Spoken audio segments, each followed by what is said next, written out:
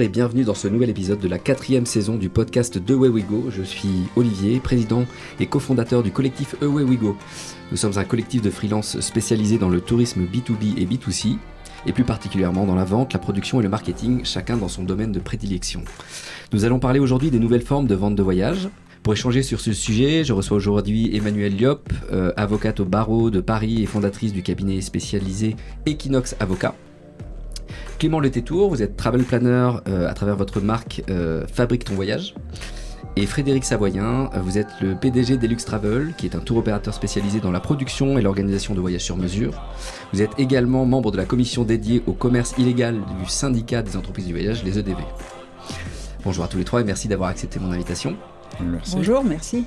Avant de commencer, je tiens à remercier JetBlue qui est notre partenaire de cet épisode. JetBlue qui est une compagnie aérienne new-yorkaise qui relie plus de 100 destinations aux US et dans les Caraïbes et surtout un vol quotidien au départ de Paris vers New York et Boston. À bord un service client aux petits oignons avec notamment du Wi-Fi ultra rapide pour tous et même en éco et une classe affaires mine qui met la barre très haut avec 24 suites privées et un vrai matelas qui se transforme en siège et non l'inverse. Bref, du confort en altitude, mais pour l'instant redescendons sur Terre et je vous propose de commencer cet épisode par une définition précise de ce qu'on a le droit de faire ou non en France concernant la vente de prestations, de packages ou de conseils de voyage. Emmanuelle, est-ce que vous pouvez nous éclairer sur ce point ? Oui, bien sûr. Alors, ce qu'on a le droit de faire quand on est un opérateur touristique immatriculé auprès d'un organisme qui s'appelle Atout France, on a le droit d'élaborer, on a le droit d'offrir à la vente et on a le droit de vendre des services de voyage. Et les services de voyage, pour entrer un petit peu dans la définition, ce sont soit des services de transport, soit des services d'hébergement, soit des services de location de véhicules, et enfin ce qu'on appelle des services touristiques. C'est un peu un ensemble de services qui vont de l'accès à un spa, un parc thématique ou un domaine de ski et la location de matériel de ski. Voilà, donc. Ou un guide touristique qui pourrait faire sa prestation. Alors ça va être une prestation accessoire. Mais les services de voyage, ce sont les 4 points que je viens de vous définir. Et pour les élaborer, les combiner, les agréger, les vendre ou les offrir à la vente, il faut être un opérateur immatriculé auprès d'Atout France, qui est un organisme d'État. Très clair. Voilà. Et donc aujourd'hui, les agences de voyage et tour opérateurs sont des organismes agréés qui permettent de packager et de vendre ça à une clientèle. B2B ou B2C. Oui, ce sont des organismes qui disposent de ce que l'on appelle un numéro d'immatriculation, qui commence par IM, ensuite il y a leur département, et ensuite il y a le numéro par ordre d'arrivée dans l'année, en fait. Et voilà, il faut déposer un dossier, il faut surtout présenter, pour que ce dossier soit accepté, une garantie financière et une assurance de responsabilité civile professionnelle. Sans cela, il n'y aura pas d'enregistrement auprès d'Atout France, qui est un organisme qui constate la validité du dossier et qui donne le numéro, qui ne sanctionne pas, ni voilà. Mais simplement, il faut vraiment, et ça c'est important, pour être immatriculé, être autorisé à le faire en présentant des garanties. C'est ça, et c'est souvent cette garantie financière qui est un peu compliquée à obtenir, en tout cas pour des nouveaux entrants qui n'auraient pas forcément une force financière à bloquer dans ce cadre-là. Oui, alors il existe assez peu de garants financiers en France depuis que les banques et les assurances se sont désengagées du secteur. Il en reste quand même, que ce soit des organismes d'État, associatifs ou des assureurs, souvent dont le siège est en Europe d'ailleurs, hors de la France, et qui étudient les dossiers en fonction de la surface financière du candidat, en fonction du risque qu'il représente. Les assureurs ne sont pas des philanthropes et ils vont assurer un risque. Le risque, c'est quoi ? C'est percevoir les fonds des clients et partir avec la caisse, en fait, sans leur délivrer les services. Ça peut être aussi le risque de, tout simplement, connaître une défaillance, qu'on appelle une liquidation judiciaire, plus communément comme on en voit en ce moment. Donc les garants financiers vont étudier ce risque, le mesurer avec des experts et exiger des contre-garanties de la part des candidats. Encore une fois, ce ne sont pas des philanthropes. Les engagements de garantie sont des engagements de caution. Et donc une caution, elle se fait rémunérer et contre-garantir. D'où la difficulté pour pouvoir faire passer son dossier, de pouvoir présenter par exemple sa maison en garantie, ou une caution personnelle, ou la caution d'un membre de sa famille, ou des sommes d'argent bloquées, une garantie bancaire, etc. Donc c'est un parcours un peu du combattant. Oui, par lequel vous êtes passé, donc Frédéric, avec Eluxtravel, puisque vous avez la garantie financière et l'immatriculation à tout France. Oui, complètement, oui. Pour Eluxtravel et puis pour l'ensemble de nos sociétés et de nos marques, oui.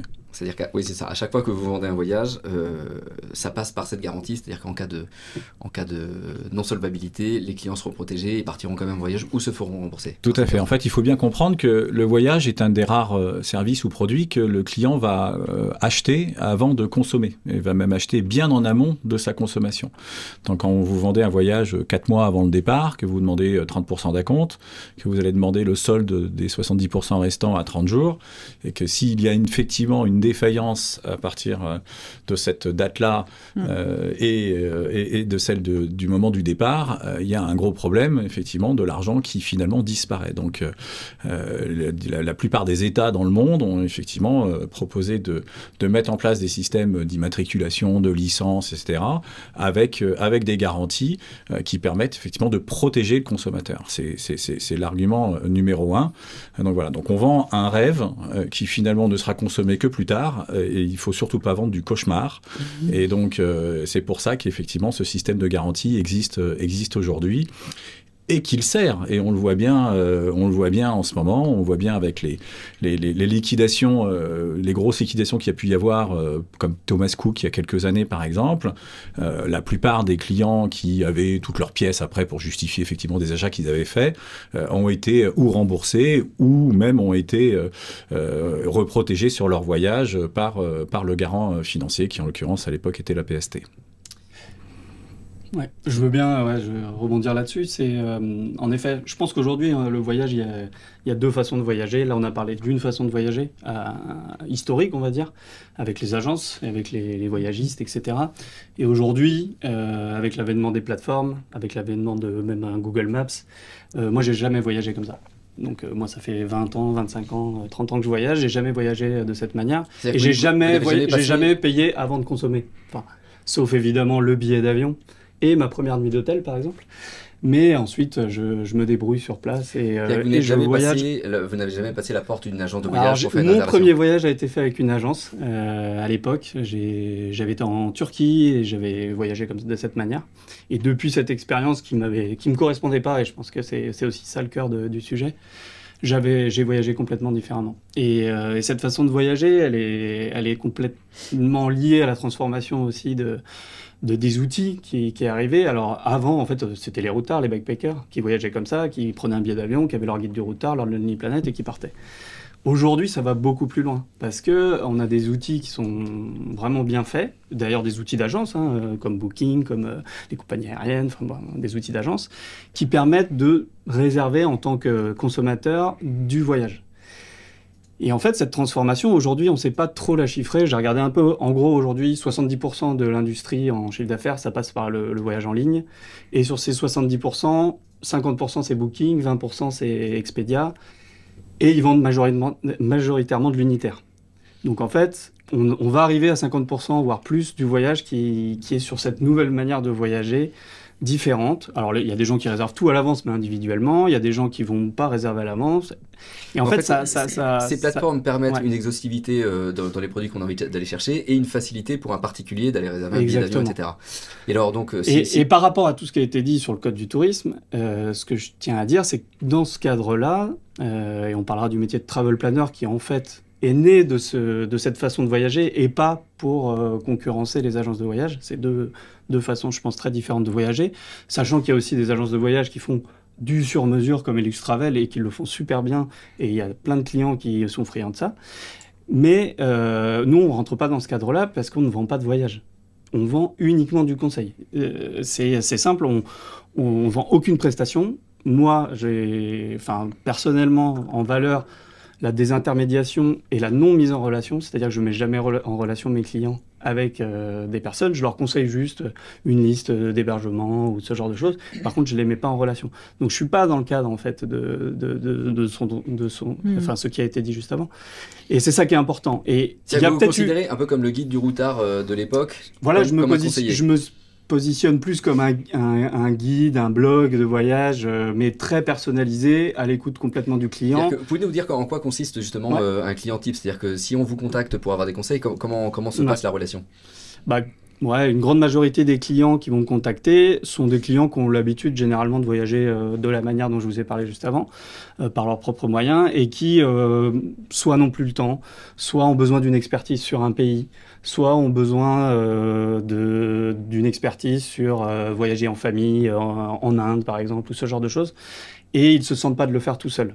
Et ce serait certainement pas tourner vers une agence, mais ils ont besoin de conseils. Et dans ce cas-là, ils me contactent, ils me disent, bon, est-ce que Clément, tu peux m'aider sur ce type de voyage? Moi, je leur dis, bah oui. S'ils me disent, je veux tout packager, tout réserver à l'avance, je leur dis, bah non, c'est pas mon métier, tournez-vous vers une agence. Vous renvoyez vers une agence? Ah, bah, je dis d'aller voir une agence. Ouais. Ouais. Alors, j'ai pas de partenaire agence, moi, je fais pas ça. Mais il y a plein de travel planners qui ont des contacts agences et qui travaillent avec des agences. De l'apport d'affaires, du coup. Mais moi, non, je leur dis à mes clients, bah, allez voir une agence, il y en a plein sur le marché, il y en a des très bien, et évidemment, je dénigre pas.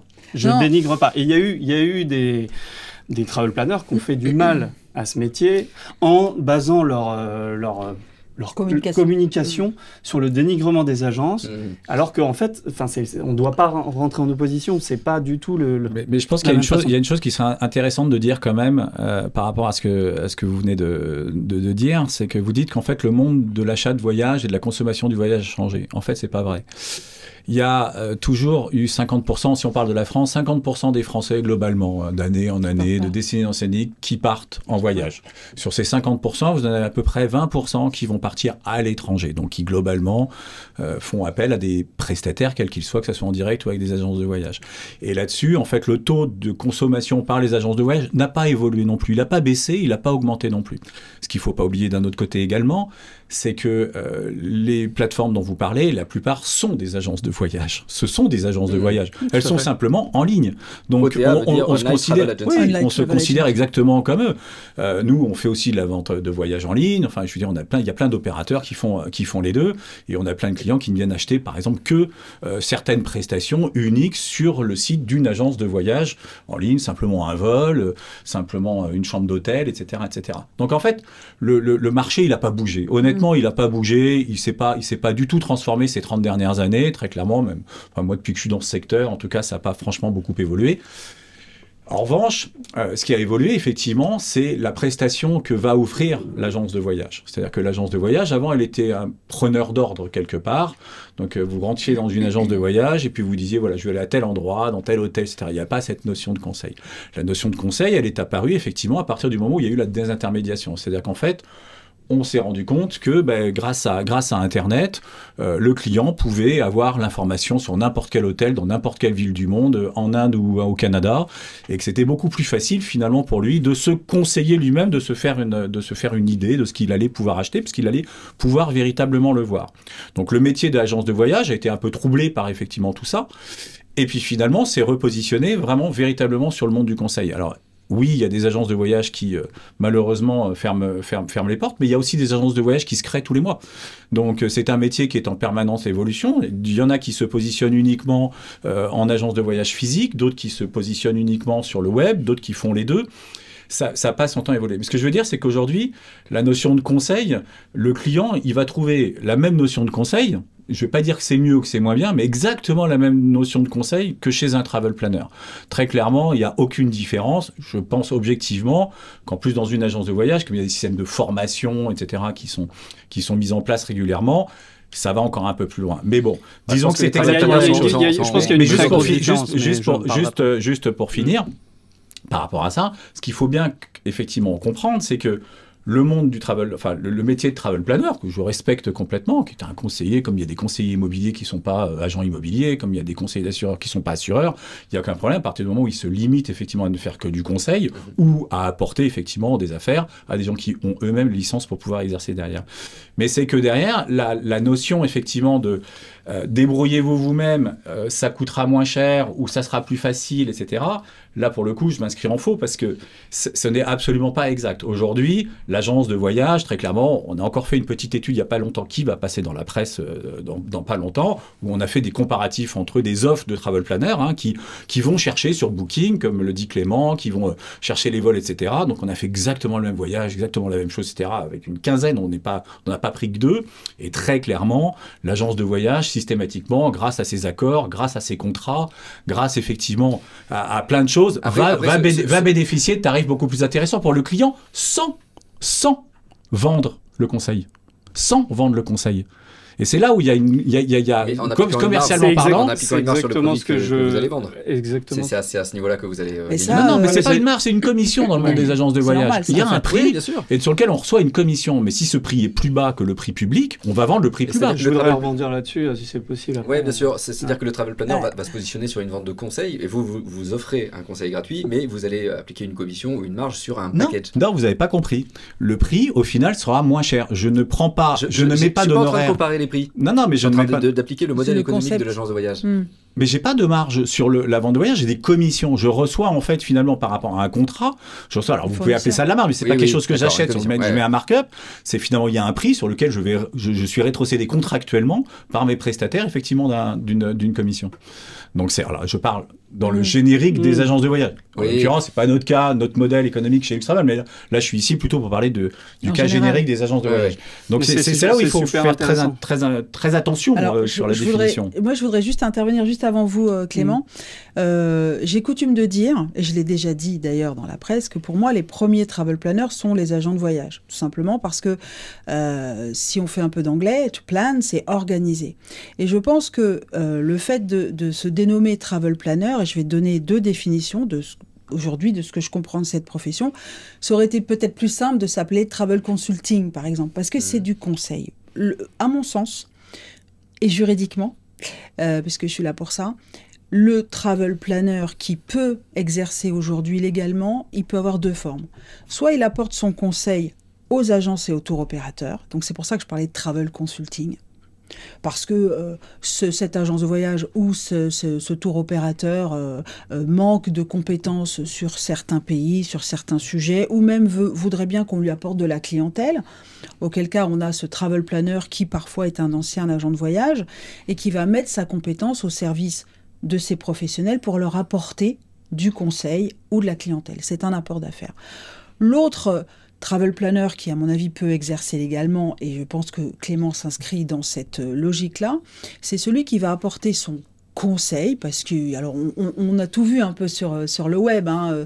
J'adore le voyage, j'ai beaucoup voyagé, je vais vous conseiller, peu importe, à partir du moment où la communication de ce travel planner-là, qui va apporter du conseil aux voyageurs, ne dénigre pas les agences de voyage ou ne se construit pas en contre en disant moi je suis mieux parce que je vais pas vous prendre de l'argent, je vais pas vous prendre de la marge, etc.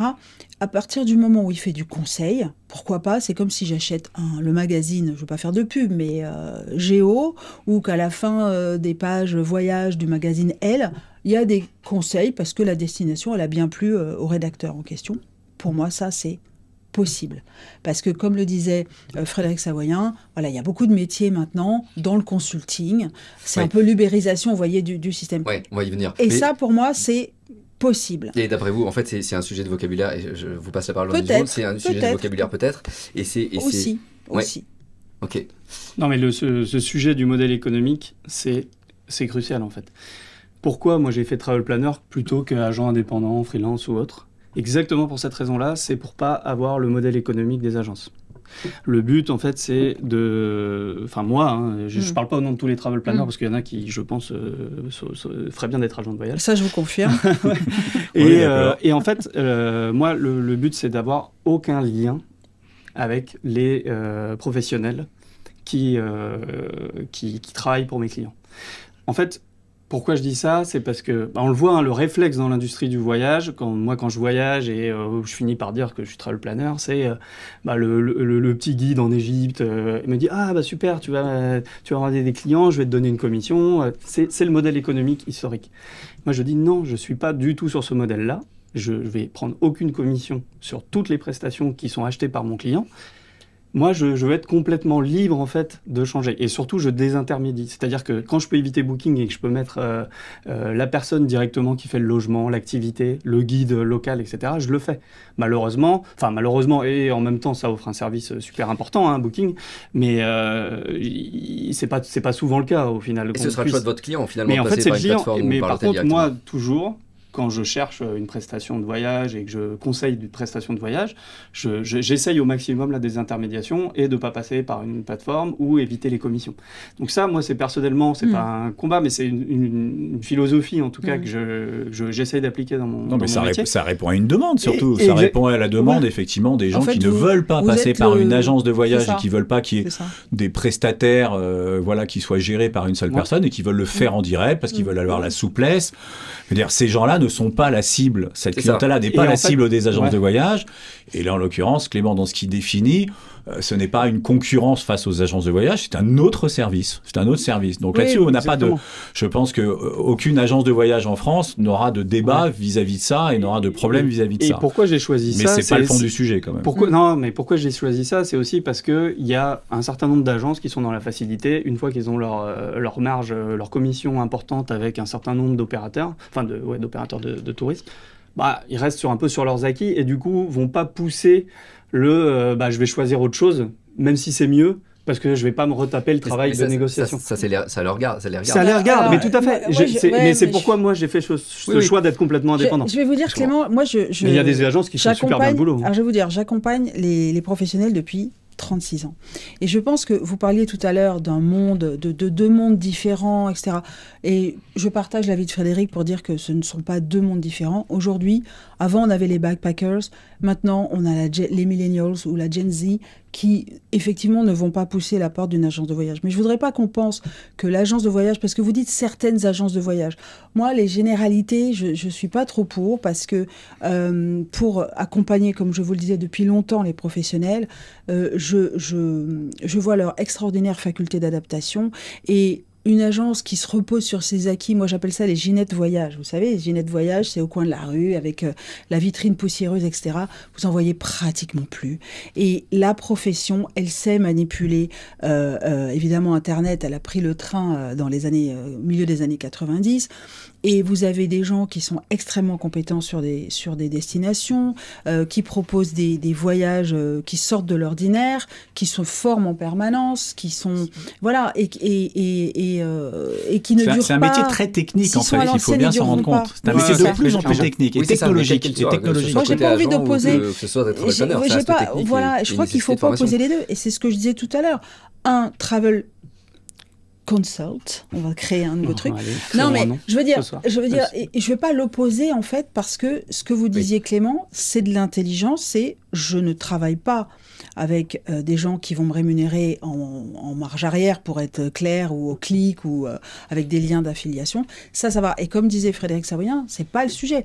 Le sujet, c'est des gens qui se proclament travel planner et dont on sait très bien qu'ils vendent du voyage. Je me permets, un des sujets, ça va être justement la visibilité que se sont octroyées ces dérives-là et qui sont en train de dénigrer les agences de voyage, de vendre du package sans immatriculation. C'est ça. Et ça, il me semble qu'il y a une campagne de publicité des EDV autour du comité que vous... C'est le boulot de Frédéric, ça. Voilà.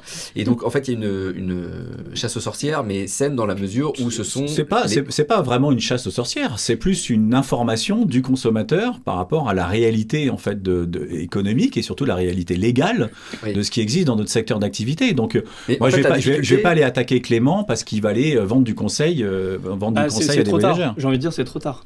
Vous faites un site Stop Arnaque Voyage où il y a marqué Travel Planner dessus.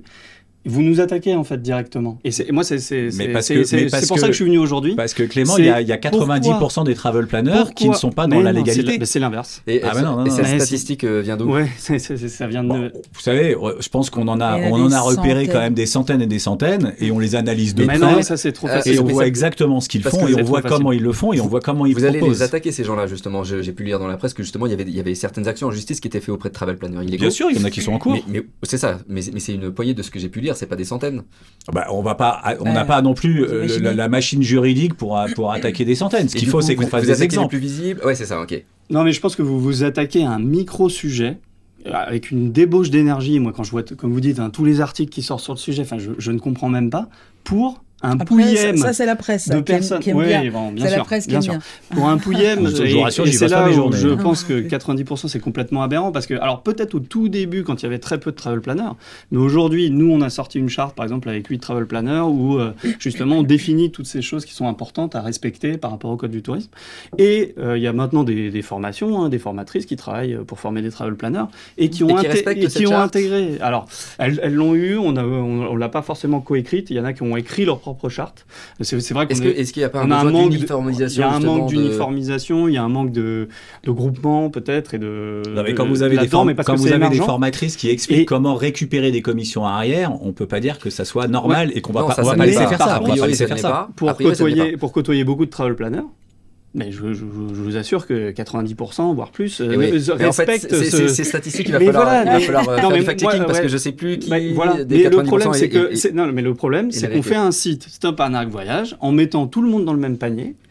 Et c'est là où ça va pas, c'est limite. Non. Je pense que les purs consultants, on va dire, on va les appeler les consultants. Moi, ce que je pense, au-delà de la sémantique, c'est que, alors évidemment, c'est difficile de faire des statistiques parce que les sources sont multiples. Vous en avez qui travaillent sur Facebook, il y en a qui font des séminaires, il y en a qui font des formations, qui se vendent.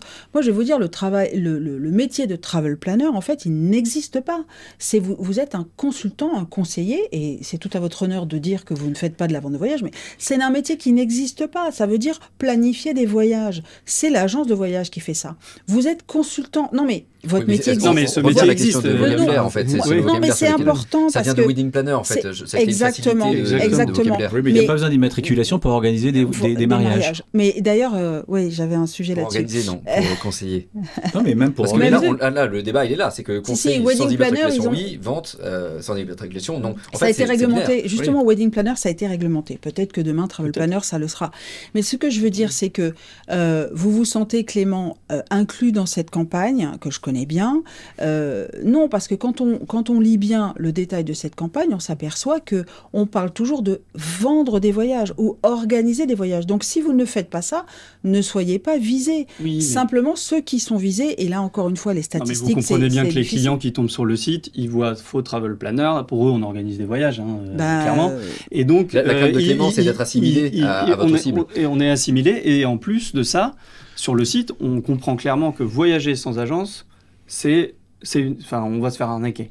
Alors que au final, mais malheureusement, il y en a. Je veux dire, si notre commission existe, des agences aussi.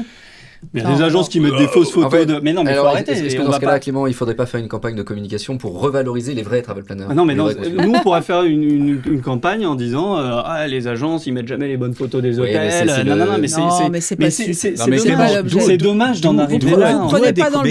D'où a découlé tout ça? Il faut juste que vous reveniez un petit peu dans l'histoire. Des campagnes de communication des travel planners. Mais des mauvais travel planners. En fait, c'est ça, effectivement. Peu m'importe, entre guillemets. Et surtout, il y en a eu combien? Il y en a qui sont visibles, mais il y en a eu beaucoup, et il y en a qui sont visibles. Je veux dire, on en attaque quand même. Honnêtement. On en attaque quand même qui se retrouvent dans des situations même. On peut pas en parler aujourd'hui parce que c'est en cours, mais on a un travel planner qui a quand même vendu des voyages véritablement à des gens qui sont plantés aujourd'hui et qui a toujours existé. Ça s'appelait pas travel planner.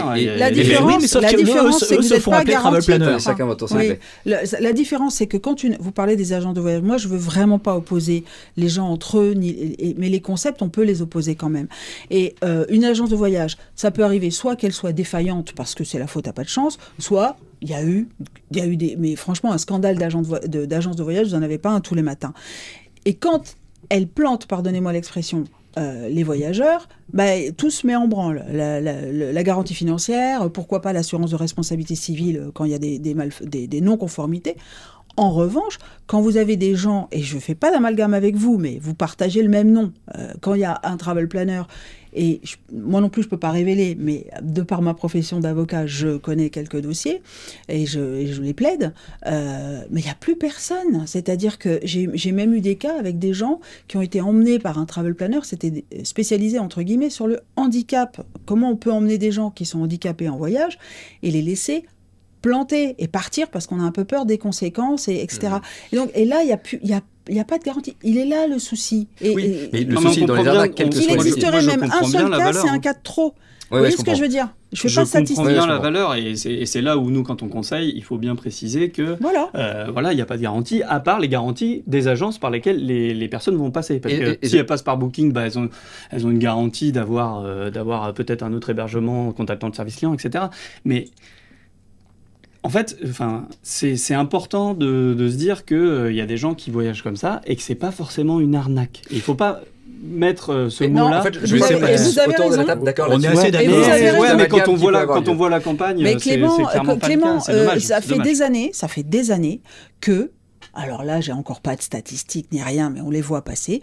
On a des gens donc peu scrupuleux qui partagent le même titre que vous, qui sont travel planners, et qui dégomment les agents de voyage. Aujourd'hui, où il y a une communication qui dit simplement, si vous voulez avoir une garantie financière, si vous voulez ci, si vous voulez là, vous passez par une agence de voyage. C'est pas en creux contre les travel planners, c'est pour dire, voilà, attention à ne pas vous faire vendre du voyage, je parle bien de vendre, par des gens qui n'ont pas le droit de le faire. Donc c'est normal, c'est une défense. Je comprends aussi le sentiment de Clément mais il se sent amalgamé. Mais dans ce cas-là, j'imagine que vous avez pris connaissance de cette charte. Bien sûr, je l'ai même reçue pour la valider. C'est super, vous l'avez validée donc. Non, Est-ce que cet outil ne permettrait pas justement de certifier les vrais travel planners, auquel cas vous pourriez aussi travailler main dans la main avec les agences de voyage en vous disant ça c'est oui, ça c'est non, mais avec une certification comme ça, comme une immatriculation, mine de rien, cette charte qui pourrait être un peu plus construite, précise et engageante, pourrait permettre aux vrais travel planners de Mais c'est pas à nous de le décider, Olivier. Non, mais c'est au législateur de le décider. Ouais. Mais c'est pas à nous de le décider. Comme donc, pour les wedding si effectivement les travel planners veulent faire une action de lobbying et d'aller voir leurs députés et d'essayer effectivement d'expliquer leur métier et effectivement de faire en sorte que le travel planner ait un statut peut-être associé même dans les lois touristiques. Enfin, Emmanuel pourra en parler beaucoup mieux que moi. Pourquoi pas? Ce n'est absolument pas le cas aujourd'hui et je pense que je n'ai même pas l'impression que ça soit le sujet des travel planners d'ailleurs. Donc il faut bien qu'on soit clair. C'est pas nous ici qui allons décider de ça en fait. Derrière cette charte, c'était un peu l'idée aussi de commencer à écrire noir sur blanc, alors sans être spécialiste juridique et sans être allé chercher les articles de loi, mais commencer à dire que beaucoup de travel planners, et là je le redis parce qu'on dit pas forcément tout le temps, sont conscients de ces enjeux-là. Et c'est important de le dire, et c'est important qu'on soit respecté aussi. Mais parce qu'on allez voir nos clients, ils sont très contents. Mais il n'y a pas de problème avec ça, on l'espère pour eux, on l'espère pour vous. Mais en fait, je pense que le début du problème vient du terme en fait. C'est ce que je disais. Travel planner déjà, c'est un terme qui, en plus en France, est déposé par une grande marque de voyagistes qui commence à être très énervée sur le sujet et qui, je pense, va remettre tout ça par terre très très rapidement, clairement. Mais en plus, le terme de travel planner, c'est un terme qui a été créé finalement pour remplacer, angliciser le nom des agents de voyage. Et c'est là d'où vient le problème. C'est-à-dire qu'en fait, d'avoir copié... Si l'ambiguïté est uniquement le vocabulaire, ça va se solutionner assez rapidement et facilement. On espère bien, mais ça fait quand même quelques années que ça dure, et pour l'instant, ça ne se solutionne pas. Donc, à un moment donné, il va falloir effectivement que ça se solutionne. Donc, ça se solutionnera ou effectivement d'une manière légale, juridique. Vous savez, c'est comme les masseurs dans les spas et les kinésithérapeutes. Moi, ma femme est masseuse, donc je peux vous en parler. Quand elle a commencé sa carrière, elle n'avait pas le droit de dire qu'elle était masseuse, tout simplement parce que le terme de massage était relié uniquement et exclusivement aux médecins et aux kinésithérapeutes. Il y a eu une évolution, il y a eu effectivement une organisation qui s'est faite d'ailleurs en collaboration avec les kinésithérapeutes, et aujourd'hui, un spa peut avoir des masseuses. Et pendant un temps, souvenez-vous, on avait des praticiennes de bien-être. Voilà. Mais à un moment donné, il faut poser les choses, et c'est au législateur finalement, en écoutant les avis et les arguments de chacun, de pouvoir positionner les choses. Mais aujourd'hui, on essaye, les travel planners, j'ai l'impression, hein, c'est pas vous Clément bien entendu, mais j'ai l'impression qu'ils veulent pousser le truc en prenant les exemples bidons du type, regardez Uber avec les taxis, machin, etc., ce qui n'ont strictement rien à voir, très très clairement, enfin je pense qu'on est tous d'accord par rapport à ça, mais l'ubérisation effectivement du métier d'agent de voyage, on n'y est pas, parce que c'est un métier qui est extrêmement réglementé pour protéger le consommateur. Point. En tout cas, le travel planner ne se positionne pas du tout dans une ubérisation du... Non, mais parce on l'entend. Enfin, je l'ai entendu chez certains de vos confrères. On en abuse un peu du terme. Là, c'est super parce je suis avec des personnes qui comprennent bien la différence mais on se retrouve souvent dans des débats, que ce soit sur les réseaux sociaux, sur LinkedIn, souvent, avec des agents qui disent en gros le métier de travel planner ne devrait même pas exister c'est illégal. Alors que pas du tout, en fait. Mais, et c'est là où... en fait, est illégal celui du travel planner qui ne fait pas bien son boulot. Mais cette petite précision... Bah oui, mais cette précision, elle est pas facile. Changer de nom. Laissez travel planner au mauvais et changer de nom. Non, mais si ça se trouve, c'est une campagne de communication pour libérer les c'est tellement inscrit maintenant. Non, mais moi, si j'ai un conseil à vous donner, allez regarder le statut des wedding planners. Parce qu'ils ont maintenant, c'est réglementé, ils ont des engagements, justement, éthiques, etc. Alors, vous avez fait une charte, c'est très bien. Peut-être que d'autres ont fait une charte. Moi, ce que je vois, c'est pour ça qu'il faut... Moi, je vais vous dire, si vous n'avez rien à vous reprocher, c'est ma grand-mère qui disait ça, ben, ne vous sentez pas visé. Non, mais cette campagne, bien évidemment, elle s'appelle Stop Arnaque, parce que ça parle, parce que elle est... Voilà, et puis c'est comme ça, on fait le buzz, etc. Mais si on n'a rien à se reprocher, on ne se sent pas visé. Mettez en avant, vous, vos engagements, de respecter et de bien cloisonner entre celui qui vend et celui qui même fabrique et vous. Et franchement, normalement, vous ne devrez pas être visé. Maintenant, s'il y a des gens qui sont agents de voyage et qui réfléchissent un petit peu trop vite et disent les travel planners, ils sont illégaux et je vous déteste et je vais tout faire pour... C'est pas grave, hein. C'est parce que peut-être qu'ils n'ont pas toutes les clés, mais on est là pour les leur donner. On écrit dans la presse, on fait pour ma part, je fais des consultations. Même des conférences sur le sujet. On fait des conférences. Donc voilà. Non, mais je pourrais très bien, et c'était un peu ma position de départ. Mais quand on m'a contacté, moi, je me sens pas concerné de toute façon par ce sujet. Non, mais évidemment. Il faut un porte-étendard malgré tout de la profession. Sauf que, au final, c'est quand même récurrent. C'est beaucoup d'articles, c'est une campagne, etc., qui met en porte-à-faux tous les gens qui travaillent bien. Et ça, moi, c'est pas de la diffamation, mais c'est parce que vous ne visez pas ceux qui parlent bien. Parce qu'on a des milliers d'adhérents qui tous les jours se plaignent. Qu'est-ce que ça veut dire sur votre site faux travel planner? Voilà, vous le savez. Vous venez de l'expliquer. Ceux qui vendent. Exactement, sauf que c'est pas précisé. Donc vous dites pas, il y a les vrais aussi. Si vous mettez, faites confiance aux agences de voyage, confiance aux agences de voyage, aux vrais travel planners qui feront pas intermédiaire, qui ne vendront pas de prestations de voyage. Super, on se serre la main et on s'arrête là. Sauf que ce n'est pas le cas. Oui, cette en campagne, dessous de faux travel planner, on explique quand même ce qu'on peut faire et ce qu'on peut pas faire. Ce que vous pouvez faire, ce que vous pouvez pas faire. Ce qu'on peut faire, c'est celui qui fait pas bien, c'est un faux. Celui qui fait bien, c'est un vrai. Ce qu'on peut faire, c'est une agence. Voilà.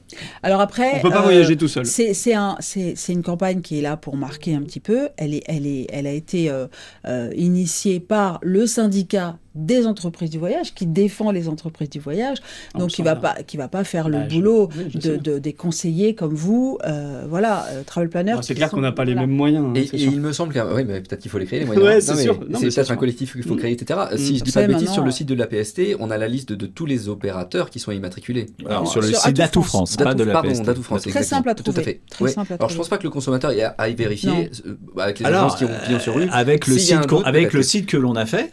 Le nombre de connexions a explosé totalement. Parce qu'en fait, les gens se sont rendus compte, effectivement, ils allaient vérifier si leur interlocuteur était effectivement immatriculé ou pas. Est-ce que ce serait pas intéressant de faire le pendant avec les travel planners qui sont co-signataires d'une charte, et ce serait peut-être une première brique de dire nous on est les 8 premiers, mais en fait vous êtes peut-être 100, 1000, j'en sais rien. C'est clair qu'on est obligé d'aller là-dedans, de se dire quels sont les travel planners qui respectent. Mais si vous êtes les pionniers d'un nouveau métier, en fait il faut l'assumer également dans la pédagogie. On en parle régulièrement au sein de notre groupe, et c'est vrai que. Et vous êtes 8 dans ce groupe, les 8 co-signataires? Ouais, on est les 8 co-signataires. On n'a pas encore ouvert, mais le but ce serait justement peut-être de monter un site avec un collectif qui indique quelles sont les règles à respecter, qu'est-ce qui nous différencie des mauvais ou des faux travel planners, et mettre ce site en avant, et pour que les consommateurs soient rassurés. C'est pas des faux ni des mauvais, c'est des travel planners qui vendent de manière illégale. Voilà. On est d'accord. Mais peut-être qu'il faudrait aussi agréger ceux qui sont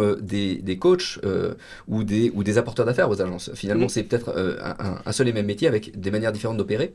Et je pense notamment aux collectifs qui existent déjà comme MyWay ou Yalala, que vous connaissez tous certainement, qui permettent à un travel planner qui souhaiterait vendre du package de s'adosser à une immatriculation. Et du coup, ça rentre dans un cadre légal.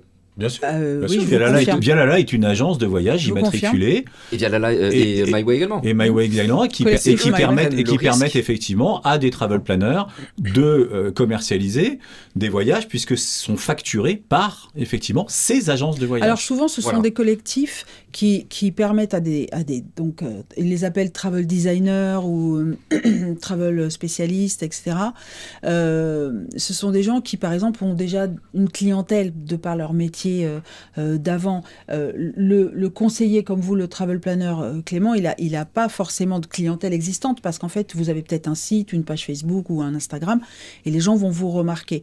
Donc, mais c'est pas grave. Ces collectifs-là, qui sont des agences de voyage immatriculées, permettent en effet à des conseillers de travailler et en toute légalité, puisqu'il y a un responsable qui est garanti, qui est protégé, et le consommateur... Et qui prend le risque quelque voilà. part. Maintenant, le métier de Clément, je provoquais en disant que le travel planner, ça n'existe pas, mais je ne veux pas dire que votre métier n'existe pas. Vous faites du conseil. Comme je vous le disais tout à l'heure, moi, je peux ouvrir mon L hebdomadaire et à la fin, je vais lire des conseils pour aller en Algarve. Mais c'est très bien, en fait. C'est très bien. Mais il faut rester dans ce couloir-là, tout simplement. Et c'est pas l'objet du tout de la vindicte encore une fois, la campagne dont on parle, qui s'appelle Stop Arnaque, elle émane du syndicat qui défend la profession. Donc c'est normal.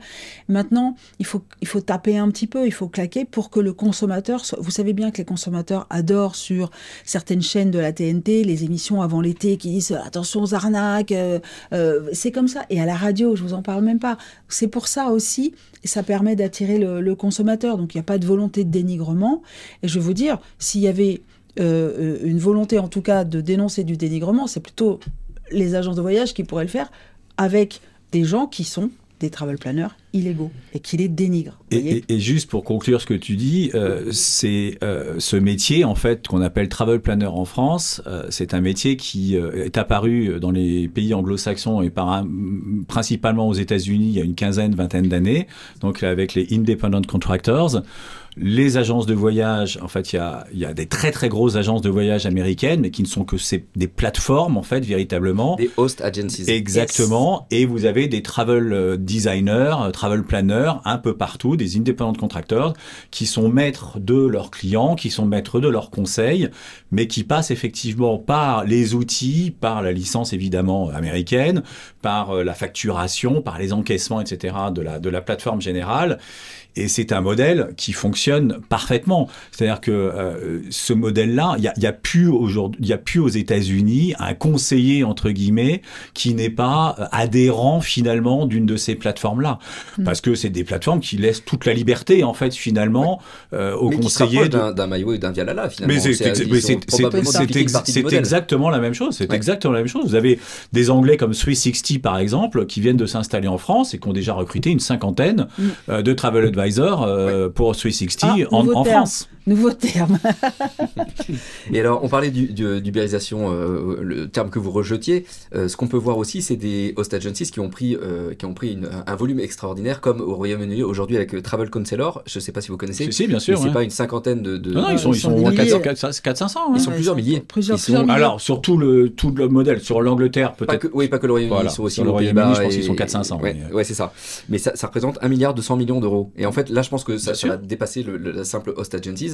S'il y a un agrégateur qui va aller chercher tous ces indépendants quelque part. Ouais. Et c'est là qu'on pourrait se rapprocher d'une ubérisation parce que ça va donner une visibilité au VTC ou au travel planner, ou quel que soit le terme qu'on emploiera, qui va peut-être modifier le choix du consommateur de demain. C'est le modèle économique de demain, hein, Olivier. Je veux dire, les agences de voyage qui pensent que demain, ils pourront continuer avec un modèle de salariés, avec un modèle d'agence pignon sur rue exclusivement, je veux dire, ils sont morts dans 5 ans ou dans 10 ans. On en est tous conscients. Je veux dire, nous-mêmes, là, je reprends ma casquette fondateur d'Ilux Travel. Aujourd'hui, on a un collectif, puis vous les appelez comme ça, effectivement, d'apporteurs d'affaires, d'independent contractors, qui travaillent pour nous, qui sont basés en France, en Espagne, en Italie, et qui nous ramènent du business, et qui passent par notre plateforme, et qui sont facturés, et qu'on rémunère, effectivement, une partie de la marge, comme le font les autres. Mais on va tous arriver à ce modèle-là. Après, on va avoir des modèles hybrides pendant un temps. Justement, moi, je suis contre. Là, je sens qu'on veut récupérer le modèle de travel planner dans l'uberisation du métier d'agent et donc de faire de l'agence de voyage. Clément, mais ça, c'est des gens qui sont d'accord pour le faire, on les oblige pas. Et sauf que moi, ma vision, je vous l'ai dit tout à l'heure, c'est pas du tout celle-là. Hein. Donc, donc ça, on comprend. Et ça, enfin, non, mais il y aura vos clients ne sont pas les clients des agences. Tout le monde, j'espère, moi, mon combat, c'est que tout le monde ne tente pas vers ça, pour les raisons que j'ai expliquées tout à l'heure. Là, pour le coup, c'est deux mondes différents. Vous êtes le bras prolongé d'un client comme je disais tout à l'heure, millénial ou Gen Z, qui n'a pas envie de pousser la porte d'une agence, qui n'a pas envie de passer des heures sur Internet, et vous allez lui apporter... Des personnes plus âgées, j'ai des familles... non, mais ils sont jeunes dans leur tête, c'est bien. Non, mais ce que je veux dire, c'est que... c'est pas la même façon de voyager, c'est tout. C'est pas la même... Oui, mais voilà, de la même manière qu'avant, il y avait... C'est un marché qui est très important. Donc, vous n'allez pas ni prendre des clients aux agences nouvelle génération. Ils ne vont pas dans les agences. Ni les agences vont vous prendre des clients. Ce que je veux dire, c'est que tout le monde ne va pas tendre vers ça. C'est parce que vous avez envie de construire une bibliothèque chez vous demain. C'est la vision de Frédéric. Ce que disait Frédéric, c'est que les agences tendent vers ces modalités de travail. Moi, je vais vous dire quelque chose. Du haut de ma grande expérience dans le secteur, ça a fait 30 ans que des apporteurs d'affaires, j'en entends parler et je travaille avec eux pour les agences.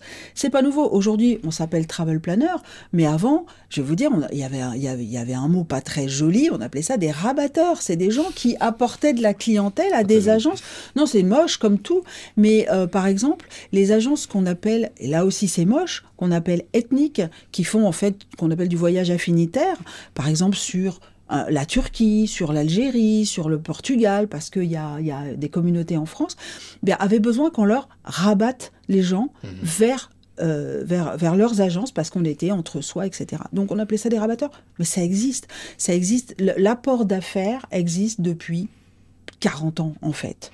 Avant même que je commence à travailler dans ce secteur. Donc, c'est pas nouveau, simplement ça s'appelle autrement et les outils ont changé. Je pense que la coexistence, quand tout le monde fait bien son boulot en respectant celui de l'autre, voilà, maintenant, faut pas se focaliser parce qu'il y a une campagne qui a un titre rigolo, c'est normal, ça montre qu'on sait aussi surtout, réagir. Faut pas mélanger les choses parce que je pense qu'effectivement, la clientèle de Clément n'est absolument pas la clientèle des agences de voyage. Moi, si demain, je veux aller faire fabriquer une bibliothèque dans mon appartement, si je suis bricoleur et que j'aime ça, je vais le faire moi-même. Si je suis pas bricoleur, je vais appeler un menuisier. Donc il y a des clients bibliothèques qui font eux-mêmes et puis il y a des clients bibliothèques qui font appel au menuisier. Et ça, un intermédiaire aussi où il y avait les apports d'affaires.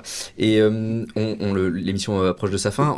On n'a pas du tout parlé des DMC, des réceptifs qui sont basés à l'étranger, qui packagent et qui vendent à des clients français. C'est assez clair aussi. Légal, on va laisser Emmanuel répondre. Je vais vous dire juste le problème légal. Ils font partie de la cible de votre campagne de publicité. Voilà. Donc ça, c'est bien parce que ça peut rassurer Clément, parce que les cibles sont multiples. Non, mais les cibles sont les gens qui exercent de manière illégale. Aujourd'hui, alors on a oublié de dire aussi une chose, c'est que la réglementation du tourisme en France, elle n'est pas sortie du cerveau du législateur français, elle résulte d'une réglementation européenne. Les 27 sont soumis à la même réglementation.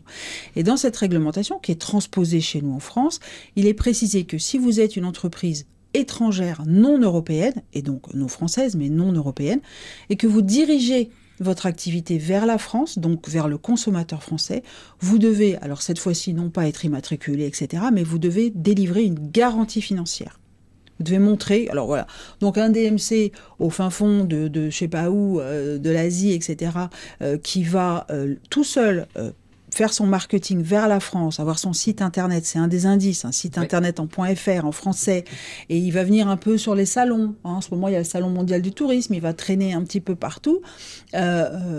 Lui, typiquement, il devrait avoir une garantie financière. Mais qui peut être locale et pas correspondre à les normes. Alors, elle va être forcément analysée, mais en revanche, c'est pas Atout France qui va gérer ça. Simplement, il faut qu'il produise, il faut qu'il cite sur son site qu'il a une garantie financière. C'est un vœu peut-être encore pieux aujourd'hui, parce que moi, je peux vous le dire, dans mon exercice, je n'ai pour l'instant jamais réussi à faire obtenir une garantie financière à un opérateur étranger, mais par exemple américain, donc qui avait des énormes garanties de solvabilité, par exemple. Donc même quand on voulait une garantie financière en France, pour pouvoir exercer en France, et qui voulait simplement une garantie financière, si possible française ou européenne, pour en gage de sérieux. Vous voyez. Donc les DMC, eux, ils doivent travailler en B2B, c'est-à-dire qu'ils peuvent fournir les professionnels. C'est comme ça que travaillent les tours opérateurs. Ils travaillent avec des agences. Les DMC, c'est Destination Management Company. Donc c'est des agences de voyage en fait locales, et elles devraient travailler en B2B. Le B2C en France, normalement, leur est fermé, c'est illégal. Et c'est bien pour ça que des plateformes comme Evaneos ont dû changer assez rapidement après leur création, leur modèle économique, s'immatriculer, je pense que tu es bien placé pour le savoir Emmanuel, pour pouvoir effectivement faire en sorte que le modèle soit quand même B2B2C. C'est-à-dire qu'en fait, le réceptif, finalement, vend à une plateforme qui elle-même revend au client. Et cette plateforme est immatriculée. Donc, plus de sujet. Mais parce qu'à l'époque, ils ont été très attaqués là-dessus. Comment ? Evaneos est un opérateur français. Voilà. Mais à l'époque, c'était une plateforme marketing qui mettait en relation des consommateurs avec des réceptifs qui facturaient et eux se faisaient reverser une commission. Donc globalement, ils faisaient le métier des mauvais travel planners, si je peux m'exprimer ainsi. Il reste Airbnb à vous attaquer là. Ils sont pas immatriculés. Moi personnellement, je m'attaque à personne. Alors, on est encore sur une législation de la location, etc. C'est encore différent. Mais l'immatriculation, c'est à partir du moment où il y a un package. Hébergement plus activité. Alors en France, attention, j'apporte une petite précision parce que c'est un sujet. En Europe, il existe une directive sur les voyages à forfait. En France, elle a été transposée. On a un code du tourisme. Là, on a parlé comme ça. En France, c'est le forfait touristique et l'hébergement. Ça fait partie du périmètre de la garantie financière, si on veut parler de ça. Donc, d'accord, c'est pas simplement la vente de forfait. Si vous voulez, et après, on va même... un hébergement plus non, l'hébergement seul est aussi soumis. Si vous voulez, par exemple, je peux pas me mettre à vendre des chambres d'hôtel à des amis parce que je connaîtrais un hôtel. Non, il faut avoir une immatriculation. C'est pas que le forfait. D'accord. Bon, cela dit, il faut avoir aussi une immatriculation si on veut vendre des billets d'avion. On n'est pas compagnie aérienne, il faut une immatriculation, même si pour le coup, la vente de transport, elle, n'est pas garantie par les garants financiers. C'est très clair. Cet épisode arrive à sa fin. On a Quel encore dommage. plein de choses à se dire. Il y aura peut-être un deuxième chapitre. Oui, on revient quand ? Avec grand plaisir. Je lance l'invitation. J'espère en tout cas qu'il aura plu à notre audience et qu'il aura fait avancer la réflexion sur ces nouveaux modes de commercialisation de voyage. Je vous remercie mes invités, Emmanuel Diop, Clément Le Tétaux et Frédéric Savoyen d'être venus dans ces studios parisiens pour l'enregistrement de l'émission. Je remercie également toute l'équipe du podcast avec Audrey, Marie, Marjorie, Alexis et Paul, et vous qui nous écoutez et désormais nous regardez, de plus en plus nombreux. Un grand merci particulier à JetBlue également qui est partenaire de cet épisode. Vous pouvez retrouver l'intégralité des épisodes du site sur le site du collectif awayWeGo.fr, sur toutes les plateformes d'écoute, Spotify, Apple Podcast, etc. N'oubliez pas de vous abonner et de nous mettre 5 étoiles, ça nous encourage beaucoup. Et retrouvez-nous sur la page LinkedIn Away We Go. Merci à tous et à bientôt. Merci. Merci beaucoup. Merci, au revoir. Merci.